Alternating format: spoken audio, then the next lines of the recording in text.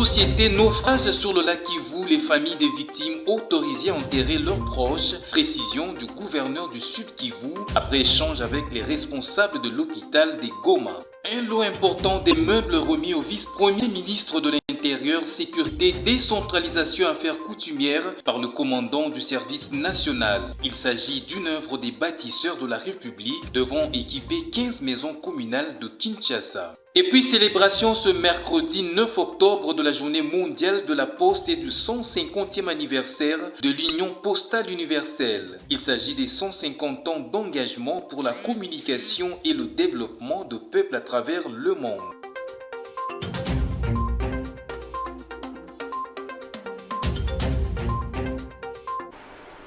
Et bonsoir et bienvenue à cette grande édition du journal qui va commencer avec la sécurité, la société plutôt, les familles des victimes du naufrage sur le lac qui vont autoriser à enterrer leurs proches, celles en situation de vulnérabilité assurée de l'accompagnement du gouvernement central. C'est la précision du gouverneur du Sud qui voit après échange avec les responsables de l'hôpital de référence de Goma où une tension a été observée ce mercredi dans le chef des familles éplorées, Rachel Liwala. Après entrevue entre le gouverneur du Sud Kivu, Jean-Jacques Paroussi, et les responsables de l'hôpital général de Goma, la tension était montée ce mercredi 9 octobre 2024 après que certaines familles aient exigé le corps de leurs proches disparus dans le naufrage sur les lacs Kivu. Un compromis a été trouvé. Les familles qui ont sollicité les corps de leurs membres ont été autorisées à les enterrer. D'autres, par contre, en situation difficile, le gouvernement prendra en charge les funérailles de leurs proches. Les corps qui sont sollicités par les familles sont certifiés appartenir aux familles en question. Toutes les vérifications ont déjà été faites. Et comme vous l'avez vu, je suis ravi que les familles sont soulagées de savoir qu'elles peuvent maintenant récupérer les corps des leurs pour aller les enterrer dignement. Parce qu'il y a des membres de famille qui disent non, au lieu qu'on le fasse, au lieu que l'État le fasse, nous avons des moyens, nous voulons récupérer les corps, aller les enterrer selon les rites, selon les traditions, selon la culture et la sensibilité familiale, dans la parcelle familiale par exemple, ce qui a été fait. Mais nous, au niveau de la province, nous venons d'acheter un terrain. Les moyens sont disponibles pour enterrer les personnes dignement. Donc, les auteurs de cet incident seront poursuivis et répondront devant la justice. Le gouvernement provincial a déjà pris toute une série de mesures, notamment l'arrestation de toutes les personnes de la chaîne de navigation qui étaient impliquées dans cette magouille. Et ceux qui ont fui, nous savons où sont leurs biens, leurs maisons. La justice va y mettre la main. Ici est de rappeler que c'est le 3 octobre que ce naufrage a eu lieu sur les lacs Kivu où plusieurs compatriotes avaient perdu la vie. Retournons à Kinshasa où les commandants du service national, le général-major Jean-Pierre Kassongo Kabwika a présenté un lot important de meubles au vice-premier ministre, ministre de l'Intérieur, Sécurité, Décentralisation et Affaires coutumières, maître Jacquemin Chabani. Ces meubles, œuvres des bâtisseurs de la nation, sont destinés à équiper 15 maisons communales de la ville de Kinshasa. La cérémonie de remise a eu lieu ce mercredi 9 octobre à l'immeuble de la territoriale. Suivez. Ces lots de meubles composés de chaises, tables, armoires et fauteuils et le fruit d'un travail de transformation profonde des ex-bandits urbains après 2 ans de formation et d'initiation à des travaux d'intérêt public à Kanyama-KCC. Après avoir réceptionné ces équipements dont du service national, le VPM de l'Intérieur, Sécurité, Décentralisation et Affaires coutumières, maître Jacquemin Chabani, les a transférés au gouverneur de la ville de Kinshasa au profit des 15 maisons communales. Le service national a produit des bâtisseurs qui réalisent dans la construction, dans l'agriculture et dans les ameublements. Aujourd'hui, cela se fait au bénéfice de nos communes de la ville de Kinshasa et c'est une occasion pour reconnaître la valeur de notre président de la République que je venais de citer et lui dire merci d'avoir eu cette vision, d'avoir mis en place cet engagement politique, de l'avoir conduit jusqu'à ce qu'on obtienne ces résultats. Pour le commandant du service national, cette dotation entre dans le cadre de l'amélioration des conditions de travail des fonctionnaires. Les instructions fermes ont été données au service national afin de doter les communes de la ville-province de Kinshasa de chaises, de tables, des armoires, sans oublier les fauteuils pour les bureaux des bourgmestres. Voilà qui va faciliter le travail des forces de défense et de sécurité sous la conduite du patron de sécurité, Maître Jacquemain Chabani, particulièrement les policiers qui seront de moins en moins appelés à faire face aux ex-Kuluna devenus bâtisseurs.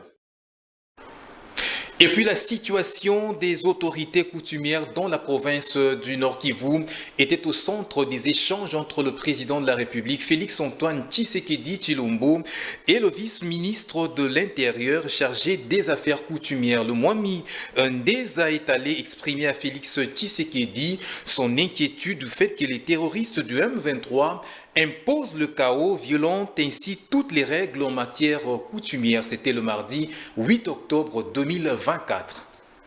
D'après le vice-ministre de l'Intérieur en charge des affaires coutumières, les M23 viennent de placer à Rutshuru un nouveau chef de chefferie en violation flagrante de toutes les règles coutumières.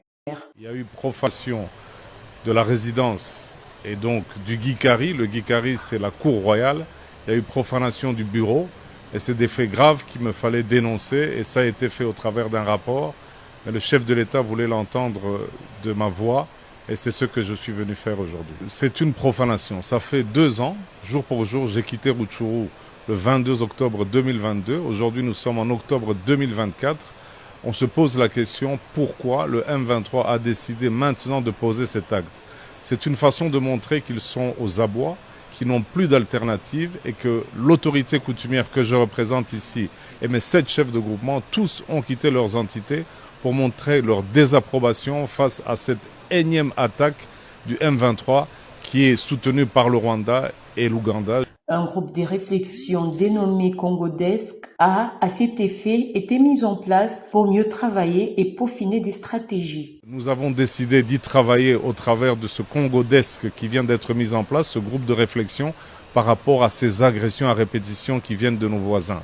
Et donc dans un premier temps, il fallait communiquer et montrer très clairement que le gouvernement est solidaire derrière le vice-ministre que je représente ici et que le soi-disant chef coutumier qu'on a placé à Rutshuru est un chef de pacotille qui ne sait plus comment se comporter. Et donc le Rwanda et l'Ouganda se trouvent coincés du fait qu'aucune autorité coutumière n'est derrière eux pour leurs macabres besognes qu'ils sont en train de réaliser dans les chefferies du Bouicha et de Massissi et d'ailleurs. Le Mwami Jean-Baptiste Ndezé espère que ces stratégies soient soutenues par le vouloir vivre ensemble qui caractérise le peuple congolais. Ce, afin d'atteindre l'objectif consistant à déstabiliser l'ennemi.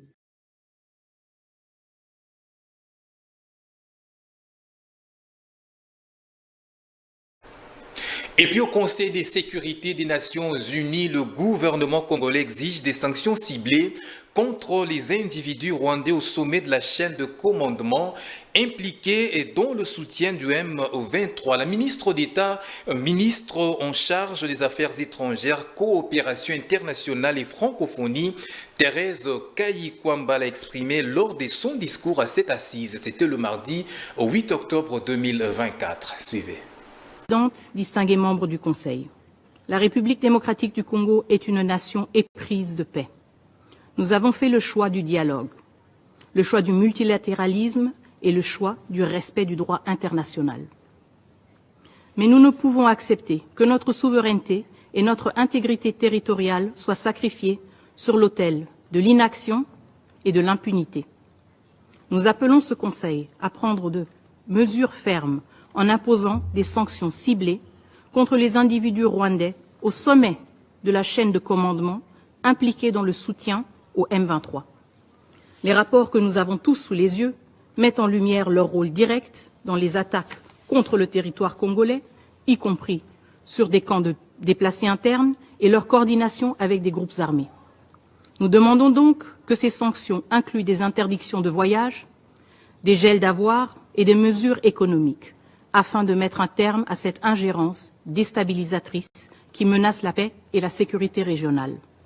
Le Conseil de sécurité doit réaffirmer avec force les principes fondamentaux qui constituent le socle de notre patrimoine du multilatéralisme.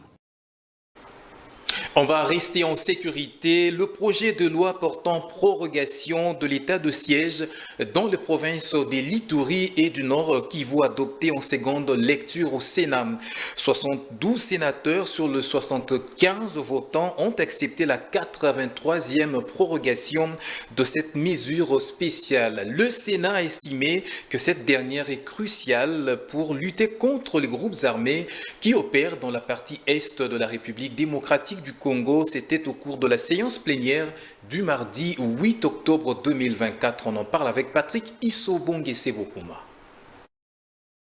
3 points étaient inscrits à l'ordre du jour de cette séance plénière au Sénat, dont celui relatif à l'examen et adoption du projet de loi portant autorisation de la 83e prorogation de l'état de siège en Ituri et au Nord Kivu. Ainsi, après lecture de la correspondance adressée aux 2 chambres du Parlement par le président de la République, le vice-premier ministre de l'Intérieur a pris la parole pour présenter son économie. Jacquemain Chabani, qui a défendu le maintien de l'état de siège, a estimé qu'il est essentiel pour rétablir la paix dans l'Est du pays. Au cours du débat, 2 sénateurs ont estimé qu'il était nécessaire de réévaluer les stratégies mises en place pour garantir les résultats concrets. Conscients des défis à relever, ils ont estimé que la prorogation de l'état de siège reste une mesure cruciale pour lutter contre les groupes armés. Viendra le moment de vote et le résultat est sans appel. Sur 109 membres qui composent le Sénat, 75 membres ont pris part au vote. 72 membres ont voté oui. 2 membres ont voté non. 1 membre a voté abstention. En conséquence, le Sénat vote le projet de loi portant autorisation et prorogation de l'état de siège sur une partie du territoire de la République démocratique du Congo. Et sincères félicitations. Et ce projet de loi sera transmis au président de la République pour prorogation. Cette 83e prorogation de l'état de siège de 15 jours permettra aux FARDC de poursuivre leurs opérations de pacification tout en offrant une fenêtre de réajustement des stratégies à une stabilité durable. D'autres points ont également été abordés, notamment la poursuite de la mise en place des groupes provinciaux, des groupes politiques et des commissions permanentes, ainsi que la présentation du rapport de mission du président du Sénat à Malabo. Et quittons la sécurité pour la coopération, la République démocratique du Congo et le Cameroun mutualisent leurs forces en vue de sortir victorieux à l'issue de la conférence d'Hambourg. Les chefs des gouvernements de ces 2 pays ont discuté de plusieurs questions cruciales d'intérêt commun. C'était au cours d'une rencontre entre les 2 premiers ministres à Hambourg en Allemagne. Patrick Issobonge-Sebokuma revient. À Hambourg, où ils se trouvent, les chefs de gouvernements africains mettent en commun leurs intérêts. C'est le cas de la RDC et du Cameroun, dont les premiers ministres se sont rencontrés. Judith Suminwa-Tuluka et Joseph Dion Gouté ont échangé sur cette question, a fait savoir la représentante de Félix Antoine Tshisekedi à la conférence d'Hambourg. En tant que pays frère, je pense qu'il était important aussi d'échanger sur les différentes problématiques que nous avons dans le cadre du développement, que ce soit en termes environnementaux. Aujourd'hui, la République du Cameroun a signé un mémorandum d'accord dans le cadre du café.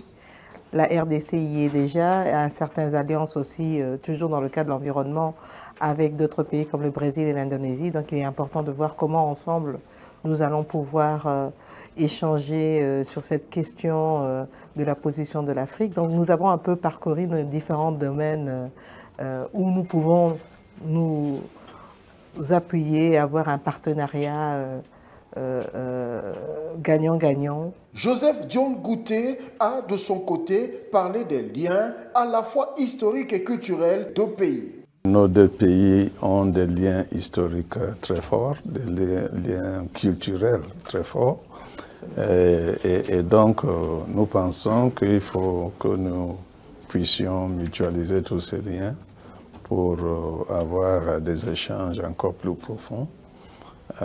Nous pensons que nous avons deux pays très riches, très diversifiés, et avec une jeunesse très active, très bien formée, et nous pouvons aller loin si nous mettons nos efforts en commun. Cette rencontre a été l'occasion d'établir un dialogue cordial, témoignant de la volonté des deux premiers ministres de renforcer la coopération entre la RDC et le Cameroun et d'explorer des domaines d'intérêt commun. En somme, cette rencontre de courtoisie d'Ambo illustre bien l'importance des relations diplomatiques entre la RDC et le Cameroun et pourrait poser les bases d'une coopération plus approfondie dans les années à venir.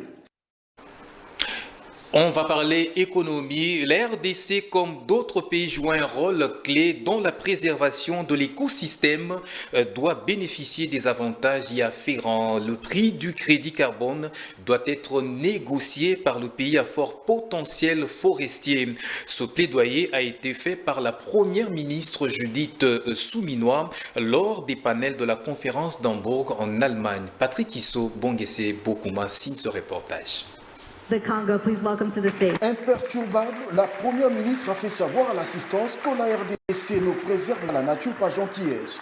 De surcroît, elle doit être rétribuée à juste titre pour son grand rôle dans le maintien de l'équilibre de l'écosystème mondial et la réduction de la déforestation. Aujourd'hui, nous sommes vraiment dans un processus où il faut rétablir les choses et se dire, à partir du moment où nous sommes un certain nombre, RDC, Pays Solutions, le bassin du Congo, l'Amazonie, etc., tous en train de discuter de cette problématique, comment nous, en tant que poumons, nous pouvons préserver le monde, préserver l'avenir de nos enfants, préserver les jeunes, comment nous pouvons dans ce cadre-là aussi être rétribués, parce que ce n'est pas quelque chose où on le fait parce que nous sommes gentils. Judith Suminwa va enfoncer le clou en appelant au respect de la fixation du prix du crédit carbone. La chef du gouvernement congolais se bat pour inverser la tendance dans ce secteur.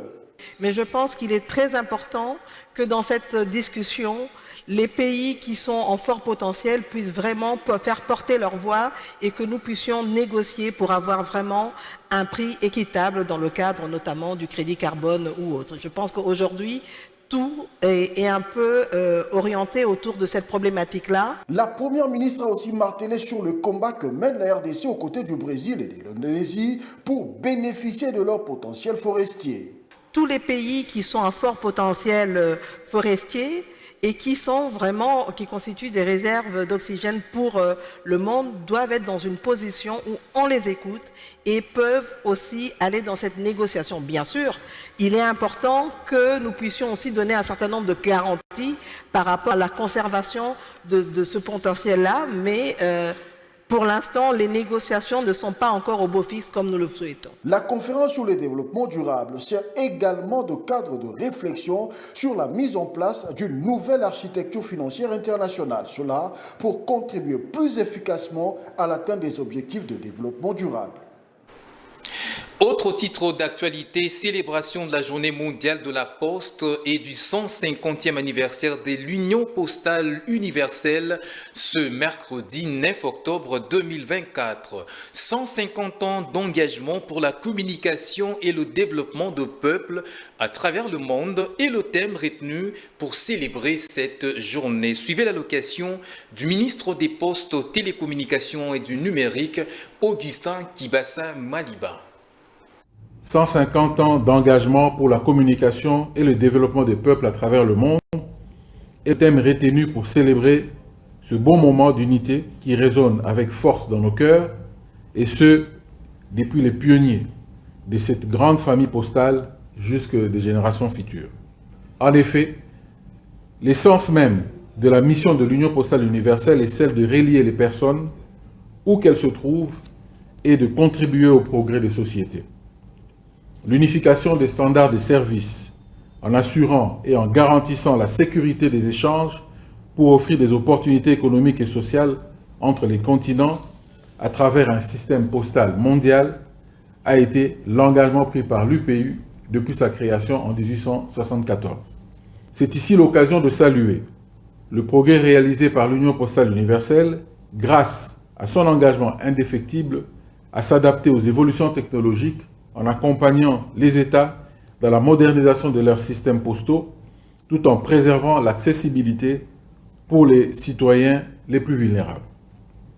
Sur le continent africain, particulièrement en République démocratique du Congo, les services postaux ont joué un rôle crucial dans la promotion de l'inclusion financière, la facilitation des échanges commerciaux et le soutien à l'entrepreneuriat.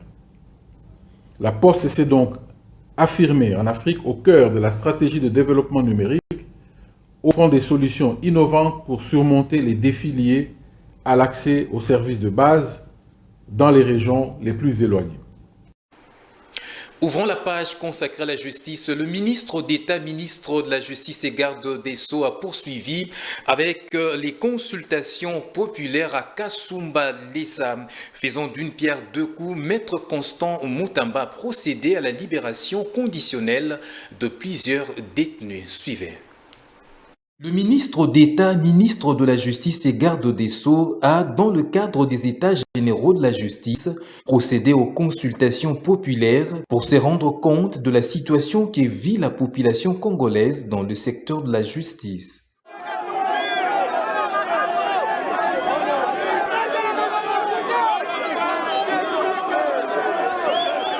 Et dans le cadre du désengorgement de maisons carcérales, 54 prisonniers ont recouvré la liberté conditionnelle grâce au chef de l'État à travers le ministre de la Justice.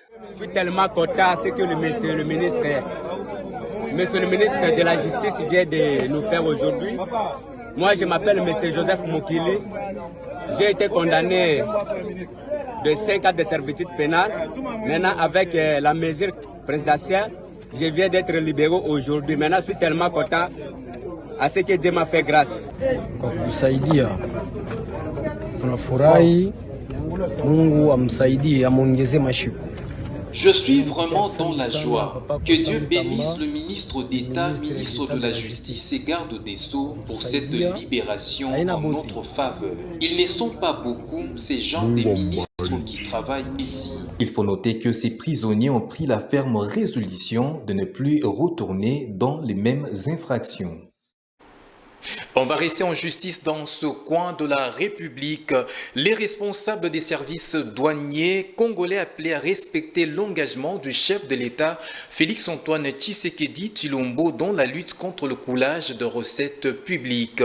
Le ministre d'État, ministre de la Justice et garde des Sceaux les a invités à dénoncer les personnes qui occasionnent la fraude. Le patron de la justice congolaise l'a dit lors de sa descente à Kasumba-Lessa le mardi 8 octobre 2024. Regardez. Après une journée très chargée dans la ville de Lubumbashi, le ministre d'État, ministre de la Justice et garde des Sceaux, Maître Constant Moutamba, s'est rendu à Kasumba-Lessa le mardi 8 octobre 2024 sous escorte des autorités provinciales du Haut-Katanga. D'emblée, il a été face aux différents responsables de tous les services exerçant à la douane dans le but de rappeler l'engagement du chef de l'État dans la lutte contre les coulages de recettes. Il a demandé aux responsables de la douane de dénoncer les personnes qui occasionnent la fraude à la douane.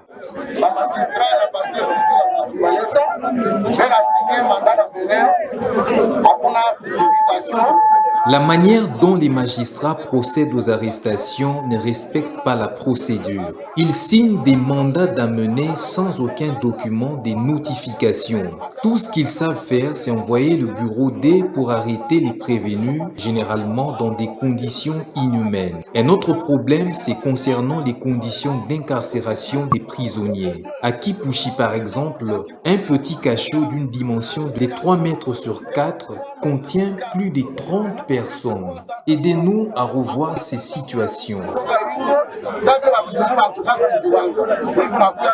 Bien avant, le ministre d'État et ministre de la Justice a prêté oreille soutenue à la population trouvée sur place qui a dénoncé les cas de détournement et les tracasseries dont les auteurs ne sont autres que les agents de la douane. Pour améliorer conditions de détention J'ai minutieusement suivi toutes vos plaintes. J'aimerais seulement vous rassurer que le chef de l'État m'a envoyé ici pour remettre de l'ordre. Toutes les personnes qui facilitent la fraude ici à Kasumbalesa seront désormais poursuivies. Nous sommes ici pour lutter contre les tracasseries et faire en sorte que l'argent de l'État ne bénéficie qu'au trésor public. Nous sommes venus décourager les détourneurs et nous vous encourageons à toujours les dénoncer. Le ministre d'État Constant Moutamba est plus que déterminé à mettre un terme au coulage de recettes publiques. Et parlons du dialogue interactif renforcé sur la situation des droits de l'homme en République démocratique du Congo. Le haut-commissaire aux droits de l'homme a alerté le mardi 8 octobre 2024 sur le traitement dégradant et des violences sexuelles dont sont victimes des détenus dans les cachots des services de renseignement. Walker Turk a dénoncé une augmentation dramatique des cas de violences au pays de Lumumba. On en parle avec Affermi Vita.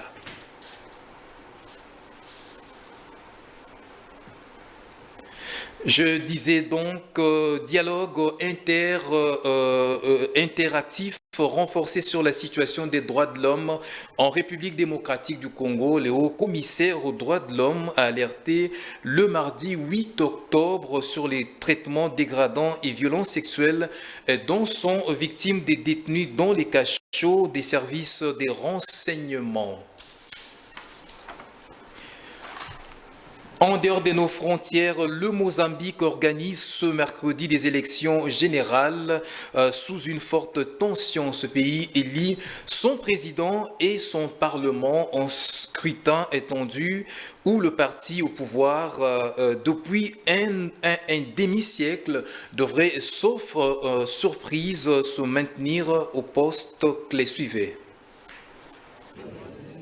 Les élections générales au Mozambique concernent plus de 17 millions d'électeurs. Ces derniers sont appelés à choisir leur président, le Parlement et les gouverneurs des provinces. Ce, lors d'un scrutin tendu où l'opposition ayant mis en garde le pouvoir, elle ne tolérerait aucune fraude. C'est depuis 7 heures que les bureaux de vote de ce pays d'Afrique australe ont été ouverts pour se refermer plus tard dans la soirée. Le scrutin au Mozambique intervient dans un contexte économique morose et alors que des attaques djihadistes dans le nord continue depuis plusieurs années de contrarier les espoirs liés au gisement de gaz naturel dans l'océan Indien. Afin de garantir la transparence lors de ces élections générales, plus de 11 000 observateurs nationaux et plus de 400 observateurs internationaux ont été accrédités. Parmi eux, des missions d'observation électorale de l'Union européenne, de la communauté des pays de langue portugaise et de l'Union africaine, entre autres. Les résultats de ces élections générales au Mozambique seront connus dans les prochains jours.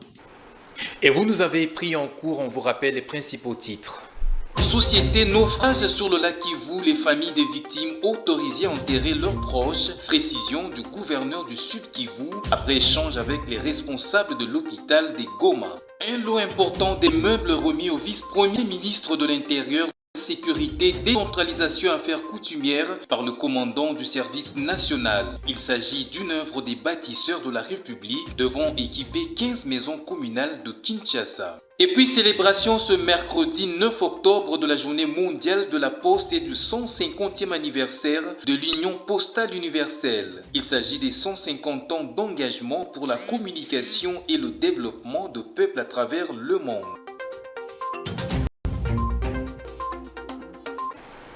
Et c'en est complètement terminé pour ce soir. Mesdames, Messieurs, merci de nous avoir suivis. Bonne suite de programmes sur votre télévision.